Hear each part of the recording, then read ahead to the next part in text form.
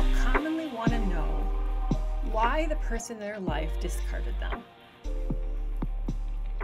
What would go through the mind of someone who seemingly said that they've fallen in love and then within a matter of months or years decide that the love that they once felt for you wasn't real or wasn't as significant or as meaningful as they think they can find elsewhere?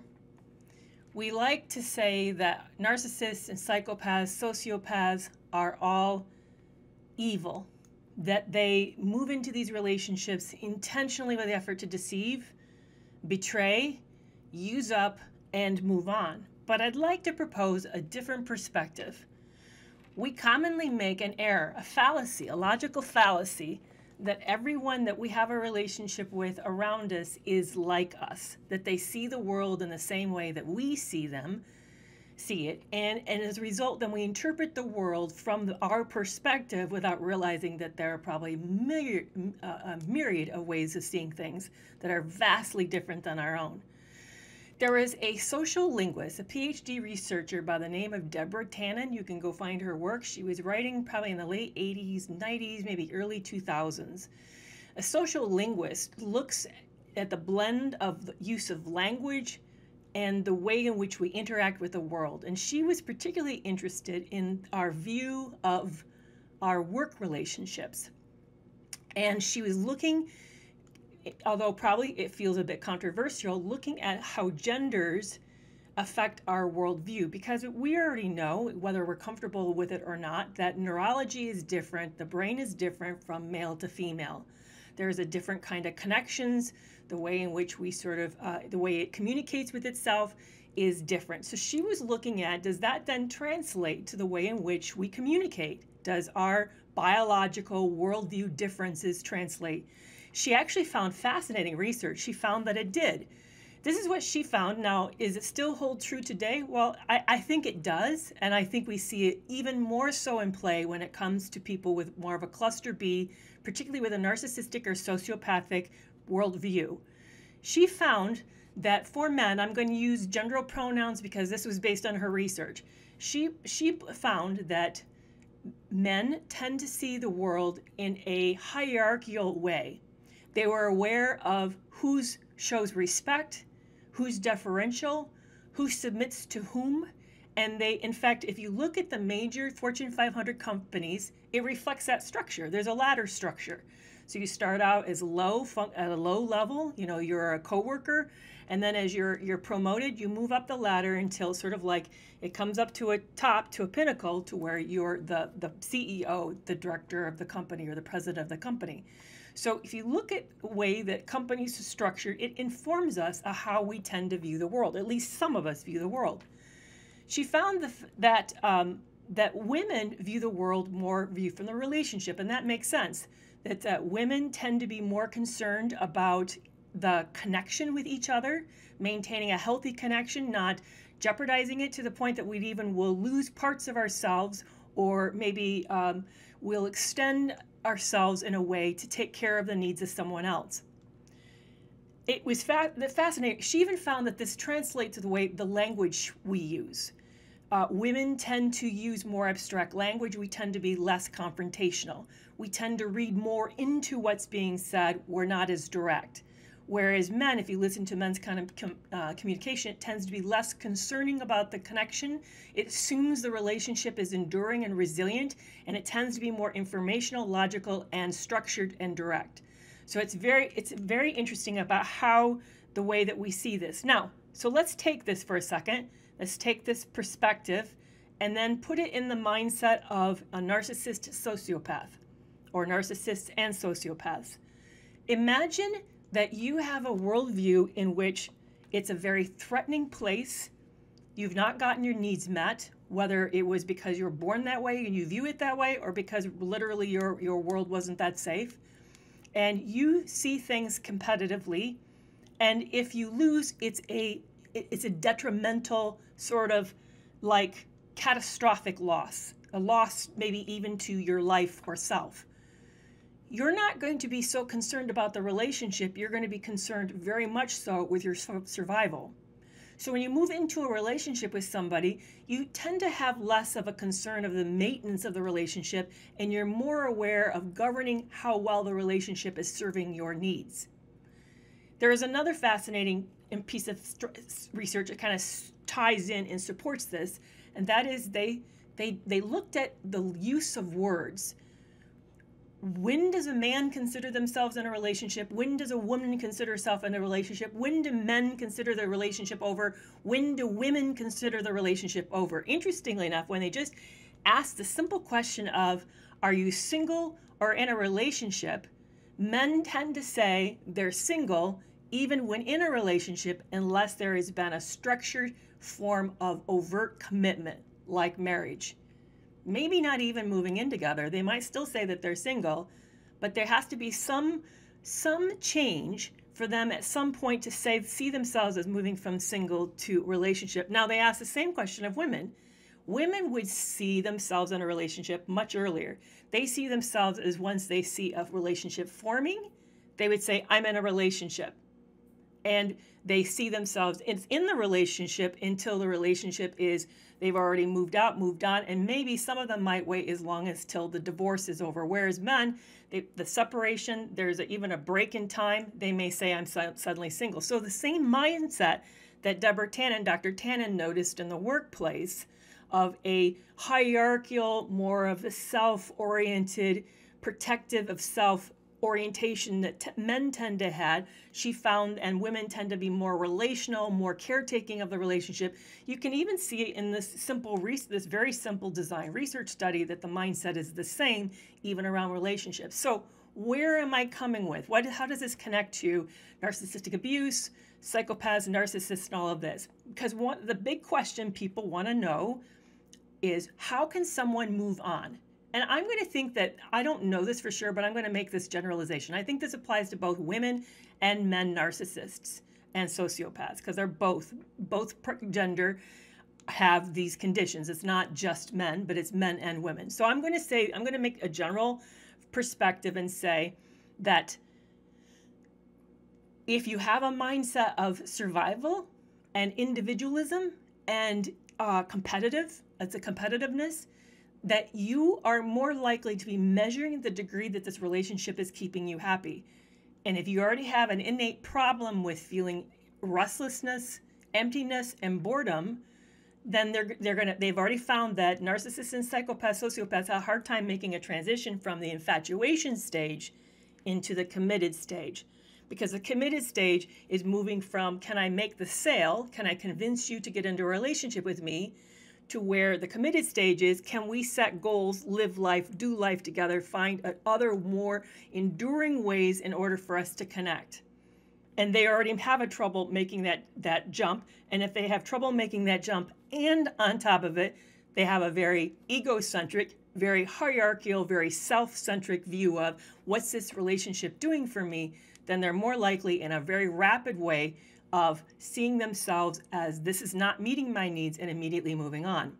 Now, it's interesting though, this is the part that I know really puzzles us, is that we find ourselves then, why then does this group already line up supply? If they're not relationship oriented, and they certainly don't care what happened to the relationship with me, why then they already have the new person identified and have already moved into that? Because again, you have to view it from don't view it from a relationship standpoint, view it from a self-serving standpoint. If you know you need food to survive, and you're in the wild, and food is scarce, or at least precious, costly, you're going to make sure you always know where all the food sources are so that you never run out. You're going to literally move from one food source to the next food source. That's very different, because it's a survival mindset versus the relational mindset is, oh, I want to take care of our relationship. I want to make sure that both of us are doing well. I need to keep this connection with this person, so I'm going to make these sacrifices in order to make it. So it's a completely different mindset, which then throws those of us who have a more relational viewpoint, it seems callous, and we feel like we're not important, and like we didn't matter. And in a way, you did and you didn't. You mattered enough that while it worked, they appreciated what you brought. if they can, in a very shallow way. But the minute that it ceases to meet the need for excitement, for adoration, for keeping it interesting, exciting, once that is over, then they move right on to the next relationship, hoping that somehow they're going to fix it, meet their internal needs, and then it's going to be better. Now, here's the part, back to the question, is this evil? Is this, what's their accountability around all of this? Should we see them as demons, from the get-go? I think the part to me that I see is the most toxic part. Yes, it's wrong to get into a relationship, use a person, move on. But what I particularly find that is unethical, even immoral, is a recognition when you start to see the devastation that you do to the lives of those around you, and you recognize this is harmful, but you persistent. In other words, if you do it a time or two and then think, whoa, this is not working, I need to find a better way, I can't live with myself being this kind of person, this is not who I want to be. I think when you start to recognize that and then overlook it, continue to persist in that pattern of lifestyle, that's where your accountability, your responsibility skyrockets. And at that point, in my opinion, you've crossed over, and I find that very reprehensible. Now, all of it's not good. It's an immature way of connecting, but there comes a point when we are responsible for the way in which we see ourselves and become better people. I once heard this statement, I think it's very true. Every day you're either moving towards your better self or you're moving away. We have a responsibility to be constantly moving towards our better self. To the degree that we sort of like throw it away, throws our hands up and say, I can't, it's too hard, or I don't like it, or it costs me too much, that's on us. That is on us. So let me introduce myself. I'm so glad that you're here today. I'm Dr. Kerry McAvoy. I'm a licensed psychologist with over 20 years of counseling experience. These days I do a lot of education around narcissistic abuse, but healthy relationships in general. I love spending time with you. I'm here twice a week from Tuesdays and Thursdays from usually 1. I had technical difficulties today. It was awful. But I'm here. I will be with you for an hour, and then I'll be here back on Thursday at 1 p.m. And for those of you who are on TikTok, we have subscriber lives. And on Saturday is my subscriber live perk day. It is the day where I'm going to go live at 1 p.m. And if you're a subscriber, your questions, you are my focus. So anybody who wants to be able to, you feel like you come on here and you don't ever get your questions answered, or it's just too overwhelming, you want me to really spend more time on it, because then you won't be competing with many people. It is Saturday at 1 p.m. Central Standard Time. So thank you so much for thriving in the afternoon. I saw you subscribe today. I really, really appreciate it. So if you want your questions to go to the top of the line, I try to the degree I can watch the comments, and when I see it, I will answer your question. But also, if you are a subscriber, I will dedicate one live a month just to you. And Saturday is this for September. That is the subscriber live day. It is a comment in my profile. So if you ever want to know when it is, I will put it on the second line so that you can then come in and spend an hour with me on Saturday, and we can take your questions. It is crazy in these lives, as you guys can well see. The way I know you're talking to me is put a thumbs up in front of the comments from both TikTok and Instagram. Instagram, so good to see you here today. I'm so glad you're here. I'm watching both platforms, but I'm also taping this for YouTube. This will be replayed on Thursday. This live in its entirety will be replayed on Thursday. So if you miss a part of it, hop over at 2 p.m. Central Standard Time and watch with me there. I would love to see you. I talk to you when I'm there. Today I'm going to miss a half an hour of it, but I normally try to be there the whole time and hang out with you while we watch the replay together. One other thing, and I'm going to take a drink here because I'm very dry, is that, and thank you, Michelle, for subscribing, is that I have a couple rules to the room. Please, no discussion of religion or politics, and no discussion of my appearance. I know I get a lot of questions about this. I will answer this question just because I hear about it all the time. This is from an Indian shop in Playa del Carmen, and I'm sure it's not the only place in Mexico, called Caravan. A Caravan. It's from India. It's heavy. It's metal. You can hear me clinking it. And it's very cheap. I think it was like $10, but it's not on a great string, so I have to be kind of careful with it. But I love it, and it's like it feels really nice. It doesn't feel cheap. It feels very sturdy. Sorry, my eyes bugging me. So, yeah, thank you for asking about the necklace. I love the necklace. I really appreciate it. So let's take your questions about things that you're are concerning you while I try to fight with my contacts for a second here. All right, scapegoats and narcissistic families. Why do narcissistic families, and Squishy Point, I see your question. Why do narcissistic families or any dysfunctional families have children play certain roles? And what is the role of the scapegoat in particular? And by the way, the scapegoat probably would also be known as the identified patient. They tend to see this as the black sheep or the problem person or the sick person or the crazy person, but they have some way that they've defined this person. The scapegoat for families function as a way to discharge everything that the family is struggling with onto the person as the explanation. Unfortunately, the doing of this, the process of this, actually makes that person more whatever it is, the quality they call them. If they think that you're sick, you're going to behave and become more sick-like. If they think you're clumsy or awkward, chances are you're going to behave more clumsy or awkward. If you're the one who always does goofy, stupid things, I've seen that behavior get worse. Unfortunately, self-fulfilling prophecy sort of emphasizes that, sort of works against that person. But it's a way for the family to distract from its own dysfunction, from the things it can't talk about. Like maybe there's not good communication and they're really struggling around conflict and anger and there's a lot of stress. They will, instead of focusing on the issue, they'll focus on that person. Maybe there's marital problems. I've seen this too, where the couple, the parents work out their problems by focusing on the kid. It acts as a release valve for the family. That's the sad thing. The person acts as a release valve. Now, if you get a really good family systems theorist as a therapist, they're going to know that you need to view the system as an organism and that every person in the family functions something for that organism. Just like your eye and your leg, or like if you came in with a limp, we would know that the whole body's being affected by the limp, and we want to know what function does the limp serve, and what's going on with the leg, and how does it connect with the back, and how does it connect with the this core strength. We would look at the whole system, the organism, and then treat the organism together. But it's important that you get a therapist who understands systems, understands that whole process, and doesn't just get sidetracked and buys into the belief that the child is solely the problem. The child or the person is not. And scapegoats isn't necessarily a child. It could be also one of the parents, or it could be an extended family member living with the family. So it doesn't really necessarily is the one child over another child. Let me go back and take the question from Instagram here. Why does a narcissist become disgusted by you, considering they're so attracted to your positive qualities initially? Disgust is such a strong feeling. Yeah, that's a good question. That's what I started talking about today, is the shift. The shift in mindset is that it happens with the mindset shift is that they fell in love with a caricature of you, a fantasy of you. They didn't really know all of you.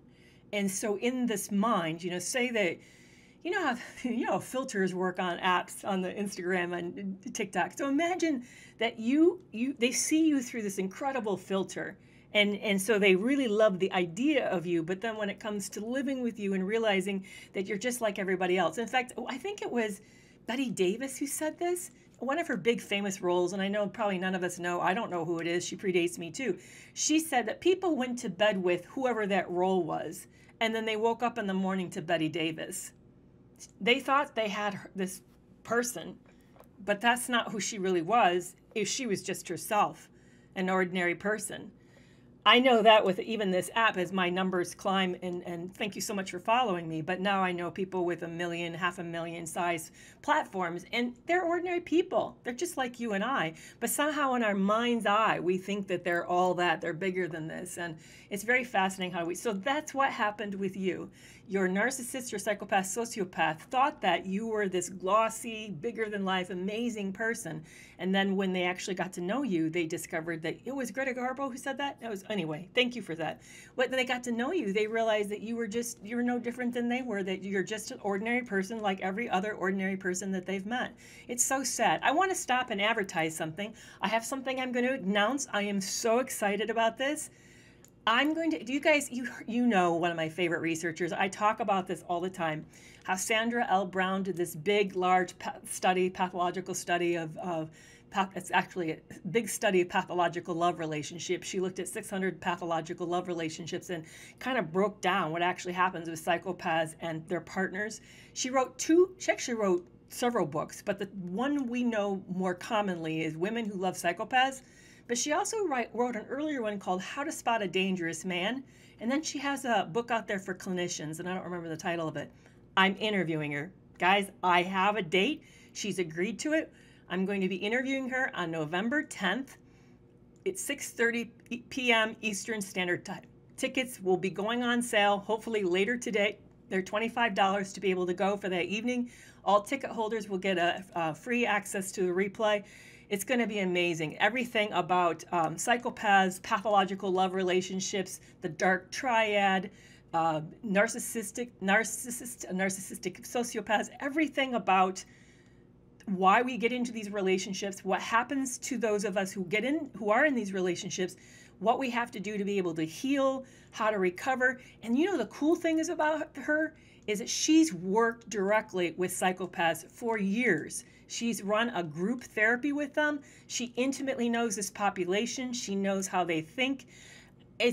I'm so excited, guys. This is going to be an amazing night. Thank you so much for the gifts, guys. So if you don't want to miss that, so the tickets will go on sale either later today or tomorrow. So please look for that. It's going to be a fantastic night. Again, it's November 10th at 6:30 Eastern Standard Time, and I'm super, super, super stoked about it. So I know I've been kind of thinking about who I want to have as my next guest, and so I'm very, very, very excited about that. I think she's going to be amazing. So again, her name is Sandra L Brown. She wrote the book Women Who Love Psychopaths, and the second book she wrote is How to Spot a Dangerous Man. So I am going backwards to look at some of the earlier questions that came back in on TikTok. All right, I found it. I found where we're at. There's been a lot of questions come in. So Luby wants to know, why doesn't my boyfriend like that I'm deaf and then tell me not to be around people if I sign? Wow. I'm pausing because that's a huge, I do not profess to know a lot about the deaf community, but I've been involved in some ways around them. I have a good friend who's a sign language interpreter for the deaf. I've also once worked on a hotline where we had I think it's called a DTT or TDD, where we actually we interacted as an intermediary for them. So I have a little sense of it. I've taken sign language myself. What I know is it's who you are. It's a part of your identity, and it's a makeup of how you see the world and how you connect with other people. So he's essentially saying to you that you can't be you, that you somehow need to lob off this essential part of what makes you off from yourself and not be that. I'm blown away. You saw how speechless I got. So I have a very hard question, and those of you who know that I hang out with me know that I do this. I would want to know how you're coping with that and why it's okay, why this relationship matters more than the integrity to you as a person and your selfhood. Because he's essentially asking you not to be yourself.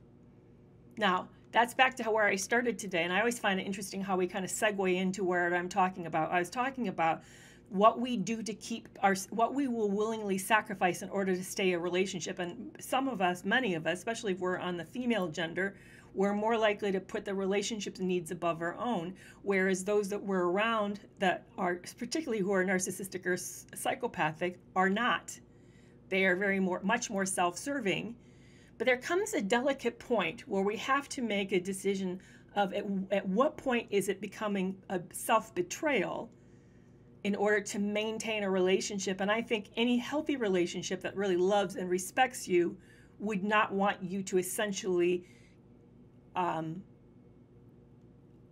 literally cut off, I'm trying to think of the word, when you decapitate a part of yourself. I don't think that they would ask you to lose that big, massive aspect of yourself. So I would really ask you to reassess why you're persisting in a relationship that's asking you not to be you. So I can't give you advice so much to how to help him create more space for you, because here's the issue. Okay, say that I do give you really great advice and you work around this issue, but what is going to happen is it'll show up in some other way where he'll ask you for another sacrifice that is another sacrifice of self. And you will be, so it will happen in this repeated way to where you're asked to give up who you are in order to serve him and serve the relationship with him. There's where I think we as victims have a responsibility. This is where I made a mistake. And then sometimes I get leveled criticism from my book, Love You More, The Harrowing Tales of Lies, Sex Addiction, and Double Cross. Why did I stay so long? Why did I put up with so much? Why was I so patient? Because there was like betrayal after, if you read the book, you just see how I am like swamped over and over with betrayal, and I keep holding on this perception of hope. So when I'm talking to you, Luby, I'm really talking to myself, is that there comes a place where we realize that love respects us. Love protects us. It has us as a best interest. So if you're not being loved like that, then you're actually not being loved at all. That's what I couldn't see, is that I was then not loving myself by persisting in a relationship that was castrating me and devaluing me at a severe level. So yeah, I could probably give you advice about but I would tell you, you hold on, you be you sign, you communicate in the way that works for you as a way for you to engage in the world. And if he can't deal with it, accept that, then that says to me, he doesn't know you and love you enough, and you are worth so much more, so much more. Let me take another question over TikTok, and then I'll move to Instagram. My daughter, Roberta, wants to know, my daughter and her boyfriend are having grandsons. Oh, they're doing the scapegoating, Roberta, right? That's what you're referencing, my comment about the scapegoating. Yeah, thank you, Thriving in the Afternoon. I do have a community. For those of you who want more contact with me and just more contact with people who really understand what you're going through, consider my private community called Toxic Free Relationship Club. For $7 or $10 a month, you can have a 24-hour, 7-day chat. I'm there every day communicating, talking. We have mental health challenges.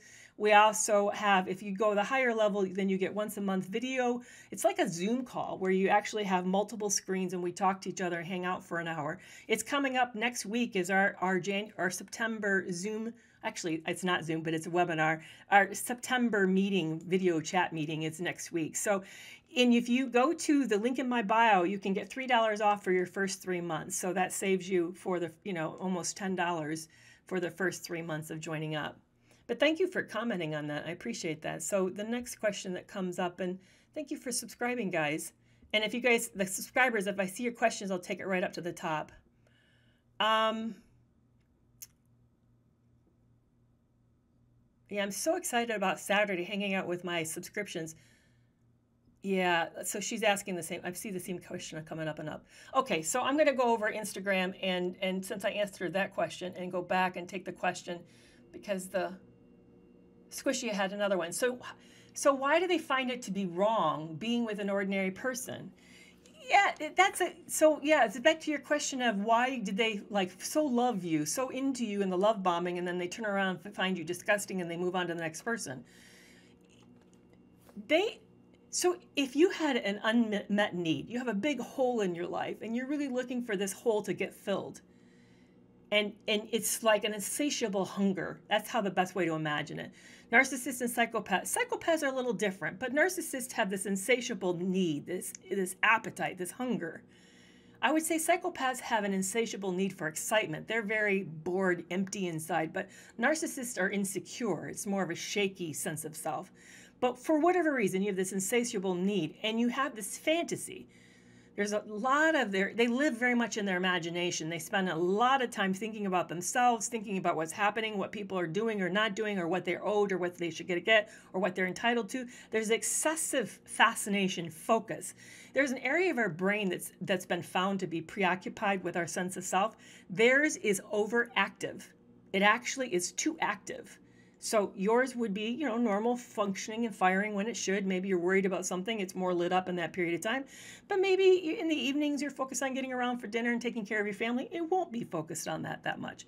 But theirs is always lit up. It's always about themselves. So if you have this insatiable need of all this supply, this attention, and you're living in what you're owed, you're living in your mind about what you owed, what you think you deserve, then what you're going to imagine is you're going to imagine like life, like almost like a movie, like your version of a rom-com.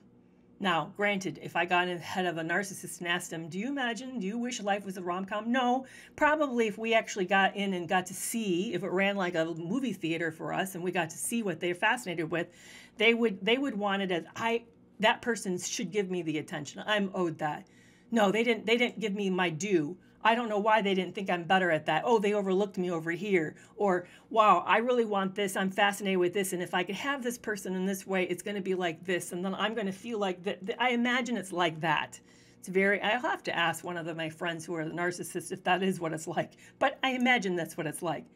So they have this caricature. They meet you. They think you're supposedly it's going to be this perfect connection. It's not about like a perfect, we go off into the end of the fairy tale sunset with this incredible connection. No, they're not thinking about the connection with you. They're thinking about the way in which you're going to meet their needs, how they're going to meet their needs perfectly. So they imagine you showing up and being all that. Here's what mine told me as his fantasy. He wanted a woman who would sleep on the floor beside his bed and serve his every needs. Well, that's called slavery, and we don't do that. No woman is going to cease to exist, have any needs for her own, only live, breathe, and eat based upon his needs. But see, that's his fantasy. I think when he met me, he knew I was a writer. He imagined I would become famous, and he would walk through the room, and they would all say, "Oh, there's so-and-so with so-and-so. Aren't they all that? Oh, he's so lucky to be with her. She's so lucky to be with him. Oh, he must be amazing because she picked." I think he kind of visioned that life would be like that. But that's not what it was like with me. First of all, that's not what writing looks like. Writing's hard. It's an incredibly disciplined experience. And writers aren't famous like that. So, and on top of it, I was trying to babysit him who was being highly dysfunctional and very dangerous to me. So I couldn't write because he didn't make it possible to write. But I imagined that's what he fantasized about. So once they get into life with you and they find out that's not what it's like, that you're no different, that literally you put one pant leg on as the other, just like they do, like every other person does, that you get grouchy, get hungry, that you have periods. I mean, all the normal things and you're not preoccupied with him any more than he's preoccupied with you or she's preoccupied with you. I think when they find that out, that it doesn't live up to the expectation, they end up somehow, instead of giving up that fantasy and realizing it's just a mirage, it's like chasing the end of the rainbow. I don't think they ever wake up to that. Now, that's where I have an issue. You'd think after a time or two and you realize, wow, it never gets better. Okay, let's use an example in my own life. I love to play video games. I don't know, though, that the time I'm on a video game, that there is no satisfying conclusion and that no game is going to be like the perfect experience of a game. That the intent of the game is to leave me dissatisfied so I buy the next game. There isn't any. And why do you think TV series ends on a cliff notes? On a cliffhanger, I mean. Why does it end on a cliffhanger? Because they want to have you come back. They don't want to satisfy you, because you're satisfied, you would stop watching, right? So it's intentionally sort of, life is never going to find that kind of whatever it is that we're looking for. And all of us have to discover that. And by discovering that, we mature, and then we learn to serve ourselves better. We learn to meet our needs in a more responsible, reasonable way, instead of overeating, instead of pursuing the perfect body instead of pursuing the perfect person, or instead of pursuing the perfect vacation or the perfect job or a certain amount of money, we discover that satisfaction has to come from within. It's an interior experience. It's a form of contentment. It's a form of acceptance. There's where we're happy. But that's what they don't discover. So they wake up, discover that you're ordinary, discover you're no different, that you have bodily functions, you make noise, you're stinky, you need to do laundry, that life is the same. And then they continue to live in the illusion, and they pursue it again, and pursue it again, and pursue it again, and pursue it again. That's, to me, the heartbreak of this whole thing, is that it's on repeat. The destruction's on repeat. Now, here's fascinating. Sandra Brown, in the beginning of her book, Women Who Love Psychopaths, says that the number, I should do a question. How many people do you think are affected by narcissistic abuse in America alone? What number do you think that Sandra Brown quotes in the front of her book, in her introduction, is the number of people injured by narcissistic abuse? I'm looking for someone to throw a number out at me. 10 to 60 million. 10 to 60 million people. How much do you think that cost in lost revenue, gross revenue, in a year? $560 billion.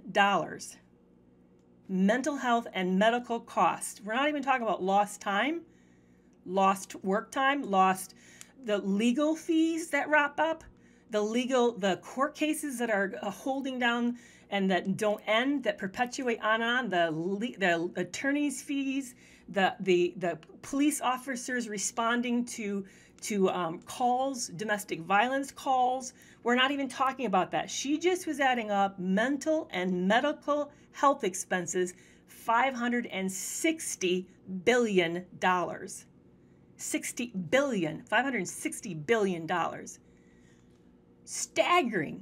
Staggering amount of, and that's when people come in and say, the only reason you're talking about this is because you obviously been hurt, and therefore it's your platform. But why are we spending time on it? Well, why is because it's a huge cost load for our society, for our world. Our world is suffering under a massive cost load, under decreased functioning, under massive amount of people being threatened and scared, and it's frightening.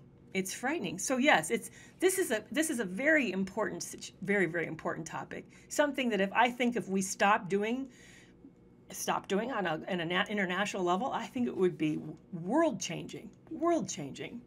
I have a feeling that it would solve a lot of problems that we aren't solving, that we think are related to other things, that are actually connected just to how we treat each other as human beings. If we fail to see each other as human beings, then that causes us to have this cascading sense of effect. We then don't care about poverty. We don't care about safety. We don't care about trafficking. We don't care about mental health. We don't care about a lot of things. But we have to start with recognizing that every human being is a human being and has rights and needs to be protected and taken care of. We don't care about it. We don't see it. We don't serve it. So I found that staggering, absolutely staggering. And I definitely will make a TikTok about it. I just think it's really, really, when she started laying it out, I was blown away. When she started, like I said, she spent her whole life in this. This has been her bread and butter for years, and she's very, very into it. She even has an institution for relational harm. She's very proactive. She's an activist in this area. So I'm going back to see if another question that's come in before I start talking about all of this. But thank you for those questions. It was a fascinating question you're asking, Squishy. I really appreciate that. All right. Boy, you guys, you've been talking a lot to each other, but not necessarily asking me questions. So what's a question? I'm going to stop scrolling backwards because I probably went 100 or more, and I haven't seen one. So what's a question for me right now? Yeah, I will make a TikTok, Jacqueline, about it. I find it, and I'm going to read a little bit of that start of that book. I don't have it here, or I'd pull it over and read it to you, but she lays it out from a sociological standpoint, from a kind of like a society, a systemic problem, societal systemic problem. So what is narcissism? Well, that's always a good place. And then Jennifer, you have a question too, and I will make sure to jump back to into that. They tie in together. So Jennifer wants to know, how does a narcissistic supply fit in? Does anyone qualify as a narcissistic supply? And then someone wants to know, just what is narcissism? So narcissism is an excessive focus on self that's to the point of where you are exploitive and manipulative of other people. That's a very large generalization. It has 9 criteria in the DSM-5. You have to meet at least 5 of them in order to be qualified as narcissistic. They have discovered that narcissism is a biosocial problem. In other words, there's a strong genetic predisposition. In a twin study, there's an 80% concordance. So the ability to predict based upon family history. Usually there's a family history of narcissism. And it's personality trait deficits, where there's a problem with flexibility and adaptability. So you struggle with being able to adjust to the needs of the world around you, and you're, in a way, kind of handicapped. And you're handicapped around your ability to respect and see other people as separate individual people. Instead, you tend to use people as if almost like it is like they're objects, like resources or tools around you. So you engage in people in a very mechanistic way, how they serve you instead of seeing them as separate people from you. They found that they have low empathy and that they're not highly distressed by being predatory, by doing things that for most of us would cause guilt and remorse, that part of their brain is actually not particularly affected. They're not particularly stressed. So they tend to be very competitive, very envious, and they have no problem doing whatever it takes in order for them to succeed. So as a result, they see relationships in the same way that you would see food as a service to the end, as a way for you to get your needs met.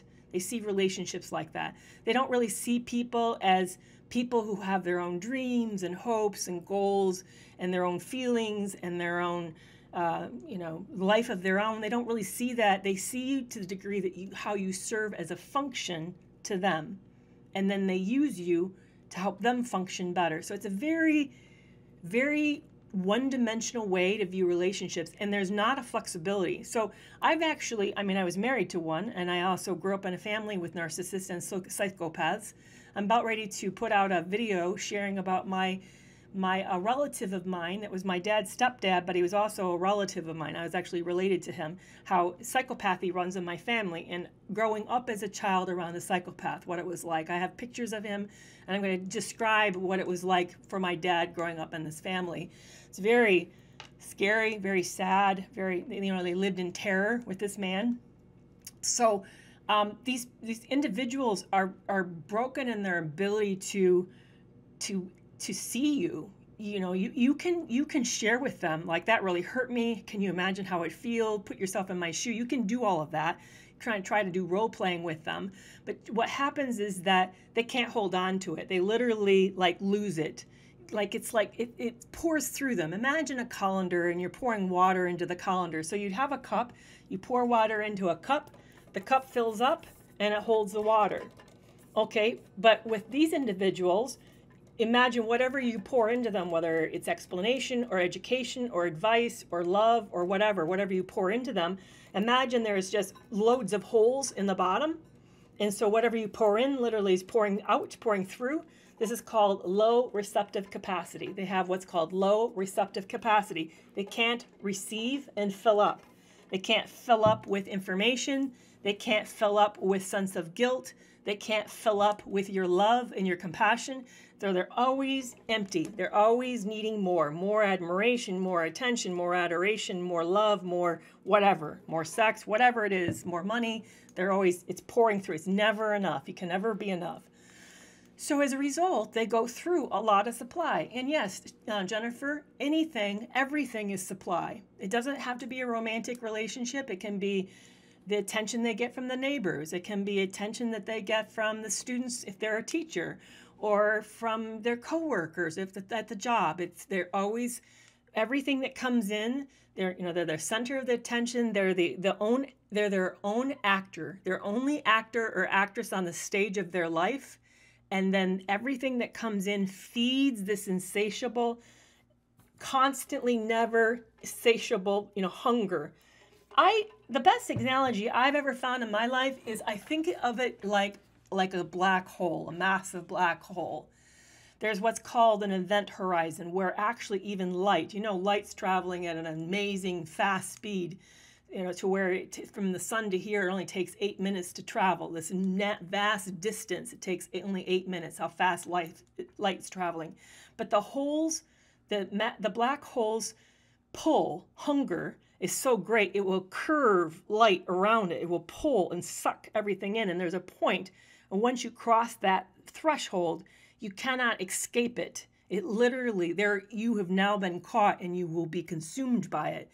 I think narcissists and psychopaths are a lot like that everything around them bends and curves, and it just is this insatiable need, this hunger that pours in, and it's never enough. Never enough. It's so sad. So sad. So the hard part is, when you're in a relationship like this, how do you protect yourself? How do you stop having this being pulled in? Because if you've ever found, let's be super honest with ourselves for a minute. When you're around someone who's very narcissistic, who's doing this, and they're charming and they're warping everything around them towards them, it's very hard not to do it, not to give them what they want. They will manipulate you. They will charm you. They will seduce you. They will intimidate you. They will threaten you. They will deceive you. They will do everything to pull the tension in. It's hard to hold on to it's honestly just hard to hold on to yourself. Yes, Grey Rock helps. Yes, I think the best thing for me is avoidance, staying away, keeping the distance from them, so that I'm not so I don't have to battle my own, like, why am I giving them attention? Or why did I answer that question when I need to go to the bathroom and I delayed for 5 more minutes, and I really, why am I constantly last on the list? I just find my only way to cope is sort of just to keep distance from them. Yeah, just a lot of distance, which is hard, because not all everybody says, just leave, it's not that simple. It's not that simple. It's never that simple. But yeah, to the degree that you can do that. So when someone wants, give me an example. When you say that Kate 28, what examples for what? About what? I would love to hear what kind of examples would be helpful. Yeah, you can't always get distanced. When you're a child living with a parent who's like this, how do you get distance? I tell you how I got distance. I stayed in my room. Because here I found in my family, and that's not always true. In my family, my parents' philosophy was, if I was out of sight, I was out of mind. They kind of forgot about me. So if I just wasn't visible, then they would sort of not call on me. I just stayed out of sight. It helped a lot. I'd take long walks. I lived on a farm, so I'd hang out in the barn. I stayed in my room. I read a lot of books. I was reading so much, I'd read a book a day. So I would just hang out in my room all afternoon and read a book. So that was how I survived. When you're in a relationship with somebody, it's not so easy to do that. Yeah, it's hard to escape. And like when you're talking about your grandkids or, in-law, it's really hard because, well, we all know here's September and we're heading into the holidays. So how do you navigate that? It's really, really hard. So I think the way to do it is, I'm going to give you some suggestions. Go in with these situations with a plan. Know who you're going to talk to. Know what you're going to do if this person comes over and solicits a conversation with you. Have an exit strategy, maybe even with your other family members. Like, if I give you a look or I give you the sign, we need to leave. Practice how to shut down a conversation blandly. Like, oh, that's interesting. Oh, I think so-and-so needs me. But practice how to do it graciously to get out of these conversations. So figure out a way that you're going to navigate that, how long you're going to stay, what you're going to do, what you're going to bring, how you're going to, and they're going to push a hot button.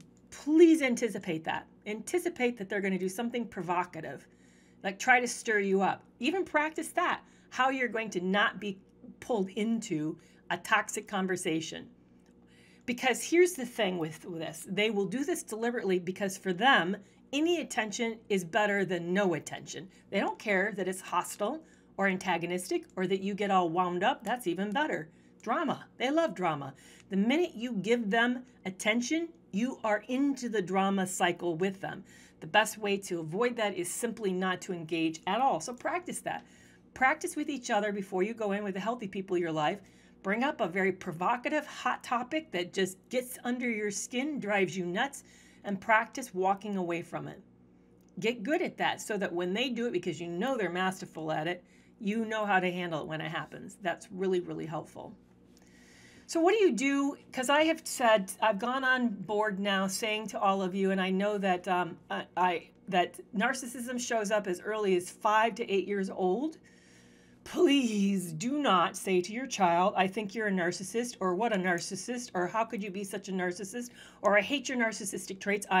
Please, you will have really hurt my platform and hurt me, because that is not what I'm saying. But I think there are ways for you to help your children if you see narcissistic tendencies.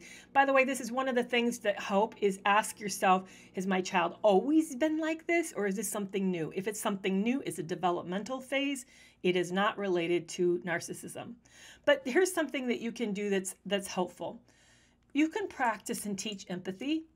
Maybe not all forms of empathy, but a lot of it. So when they come home and tell you a bad story, it happens on the playground, ask them to role play or imagine all the other people, participants, the victim's side, the teacher's side, the friend's side. Ask them to imagine being in those people's shoes. When they watch television, even if it's a cartoon, whatever it is, pause it, turn the TV off, and ask what everybody's feeling in that cartoon or in that TV show. Role play other possibilities that they could have done, like what other options are available to somebody. There are ways in which you can grow new muscles, new ways of learning. Remember, the brain is very neuroplastic. It means it's very adaptable. So you have only so many neurons that you're born with, and then basically over time they start to die. But what's really wonderful about the brain is it's richly webbed. What do I mean? You know how those telephone lines that we used to have connecting us from one person? Well, even think of the internet, how we run from node to node to node to node, and it connects. It's like connecting between. You can grow new connections. That's always possible at all stages of your life, growing new webbing, new connections. So having someone practice these things, grow new webbing and connections. We're very flexible that way. So it is possible to have, just like you, if you were born without a limb, you would learn new ways of getting around, new ways of doing things. You can then, if you're born without some of these traits, with some of these abilities, you can help your children adapt and learn new ways. Yes, ADHD and narcissism has some overlapping symptoms. They do have some overlapping symptoms. They're not the same thing. ADHD does not cause narcissism. Narcissism does not cause ADHD. They're separate things, but they do have overlapping symptoms. So do a lot of things. There are a lot of diseases that cause fever, but they're still a separate disease. They may share fever in common, but it's still something separate. There was another question that came in I want to go back to. And Jerry, thank you so much for talking about my book. Yes, I wrote about my relationship, what happened, and how I got trapped into it. And the fact that, there was a question that came in on cognitive dissonance, and I'm very passionate about that. I'm still further away from my course being done than I like. I'm working on the workbook right now.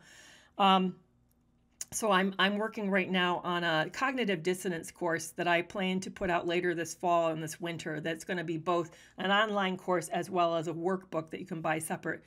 And the course is called First Steps to Leaving a Narcissist. So what is cognitive dissonance? Well, cognitive dissonance that happens to all of us in ordinary life.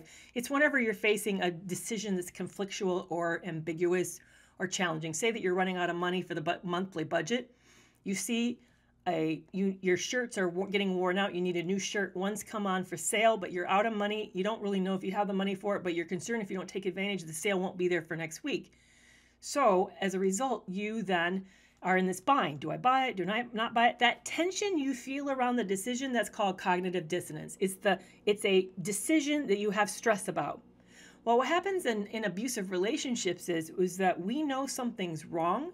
We can feel that the partner is not exactly who they say they are, or the relationship we're not for sure is both either good or bad. And when we get stuck, we get confused about whether to stay or go.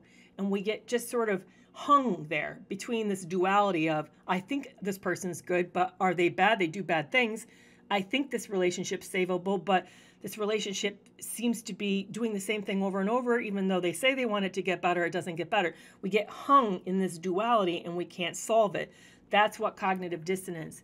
It helps feed the trauma bond that we get. The reason we feel this attachment is because we can't settle what's real. The way to break cognitive dissonance, I always say that wrong, dissonance, is to come to terms with the reality. Like, let's use Luby's example of being deaf and being told she's not to sign. That's not loving. A person who would celebrate her individuality would embrace her deafness, part of her identity, and then make room for it and celebrate that, make that something that's beautiful about her. I'm assuming it's a her, maybe it's a him. Beautiful about that person. So it's not a good relationship if it doesn't fully embrace everything about you and protect you. That's how to break cognitive dissonance, is to see through the mirage of what we think it is and accept what it is. Here in my relationship, a person who loves me does not then turn around and have multiple relationships with other people. They don't keep slipping and having, whether it's texting or contact or affairs, they don't continue to do that and claim that they love me. That's not, at least that was the stance of our relationship. Now, if we had a polyamorous, well, even polyamorous relationships have boundaries, they have guidelines, they have things that they consider cheating.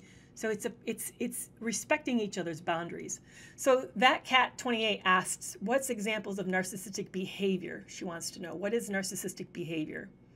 So narcissistic behavior would be anything that's deceptive or manipulative in order to meet one's needs.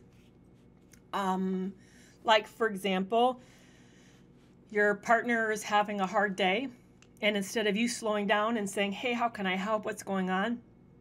Do something like, are you going to let that ruin your day today? Can we just have a good day? Can we go out and do something and have a good day?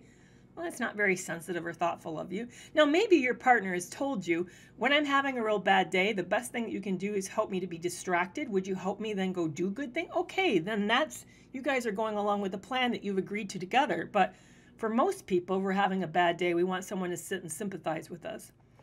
One way it showed up in my relationship, and this is a minor thing, that whenever it came to Christmas and gifts, I'd spend a whole lot of time trying to figure out what a good gift for my partner was, and then getting the best version of it that I could possibly afford to fit the budget. And I found out that some of the gifts he gave me were repurposed from lovers. Bad. Very bad. I mean, like, there's no words for that. Very selfish, self-centered, invalidating, minimizing, putting that person down, deliberately just not being, they just don't show up. You just don't care about them. Like, if you guys are in an intimate moment, you're not even aware or concerned about their experience, whether or not it's respectful to them, whether or not it's pleasurable to them, whether or not they feel close to you. It's just an excessive preoccupation with oneself to the point that other people in your mind don't really exist or matter a whole lot. I guess that's the best way to describe it, but that's a fascinating question. I thank you for asking that. It's causing me to think about this in a new way. I'm going to take one more question before I wrap it up today, and then I'll be back on Thursday. A couple things as I'm looking at the questions is that I have, like I said, a YouTube channel. I just, for those of you who happen to see TLC Unexpected with Kaylin and Jason, I did watch do a blind reaction to the labor and the delivery clips episodes. We're going to be posting that soon, so you get to see what I think of what happened for poor Kaylin and Jason. I'm posting longer content over there. Soon, once I get the course done, I'll even have longer content. We're going to have the subscriber live only for TikTok subscribers on Saturday at 1 p.m. Central Standard Time. So if you are a subscriber of mine and it is all about you, I will spend an hour with you taking your questions, really focusing on what you're concerned about. So if you're interested in that and you want to take advantage of that, make sure you subscribe before Saturday. And then also I have a podcast called Breaking Free of Narcissistic Abuse. It drops episodes every Monday and Thursday morning, 8 Central Standard Time in the morning. It's 8 a.m. Yesterday did not happen, but Thursdays will be out on Thursday morning. And so it is like 25 minutes of just me educating. So I take the education I do out of these, pull it together so it's like this kind of synthesized thought. So it doesn't feel like you're listening to a live, but you actually are. But please check it out. It's been wonderful. I've really been enjoying that a lot. So let me go back and see what kind of questions have come in that I may have. And then also I have that community group called Toxic Free Community Club, Toxic Free Relationship Club, and that's through a link in my bio. And man, you guys don't give me so many gifts today. I've been really, really blessed. Thank you for that. I appreciate that.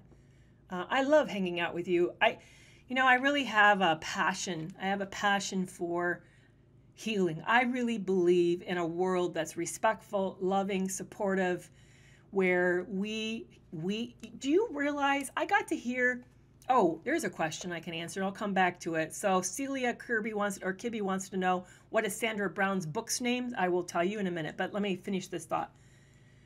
I got to hear Dr. Vanderklak speak in person at the Psychotherapy Networker Symposium that always held every March in Washington, D.C. a few years ago. I got to hear him speak. Soft-spoken man. He wrote the book, Body Keeps the Score. Just as you imagine the author of the book being, that's how Dr. Vanderklak is like. Very sweet, kind, soft-spoken man. He said something that blew me away at the beginning of this lecture on trauma. He said in the United States alone, and if this is how it is for the United States, which is one of the safest countries in the world, and I'm not saying we have the best healthcare, education, I'm just saying citizens tend to be safer here than maybe citizens would be, say, in Africa, or citizens might be in some parts of Latin America, or you know what I mean. You get my point? But he said 80% of the citizens of the United States have suffered a Class A trauma. 80%. I was stunned. I didn't think it would be that high. He said, but 60% of them go on and heal just fine. He said, you're wired to heal after trauma. The makeup of a community, the makeup of the family, your own makeup should naturally bring about healing after a traumatic event. What happens, though, is that for 40% of us, we lack a supportive environment that does not facilitate our healing. That's pivotal. It's pivotal to have a supportive environment to facilitate healing. That's why I have a Vibely as a club, because I believe that if we can have a space to be vulnerably, authentically, rawly ourselves, that we can then help promote healing. So if you want that or looking for that, please consider joining. Like I said, there's $3 off the first 3 months. Okay, so the last question I will take today, and thank you, Bree. By the way, if you guys are not following Abuse is Abuse, Bree is amazing. I love her content. She really is a lot about family, but she's also about rebuilding your life after trauma. So I believe she offers coaching and wellness. So please follow Bree, Abuse is Abuse. So Sandra Brown's books are Women Who Love Psychopaths, and her other book is How to Spot a Dangerous Man, and she has a workbook for that too. I bought both of them. I bought all three. I have the workbook, How to Spot a Dangerous Man, and Women Who Love Psychopaths. Guys, great stuff. And it's not just psychopaths. It covers anything of the more dark, exploitive, narcissistic, abusive relationships is what she's really talking about. She goes on, and the rest of her title includes people who have what's called a dark triad personality, psychopathic personality, and narcissistic personality. So it really covers the whole gamut. A really, really wonderful book. Again, we'll be interviewing her on November 10th at 6:30 p.m. Eastern Standard Time. Right now, the tickets will be on sale later today or tomorrow. I'm so excited. Hey, thank you so much for hanging out with me today. I will see you guys on Thursday, 1 p.m. Until then, bye-bye.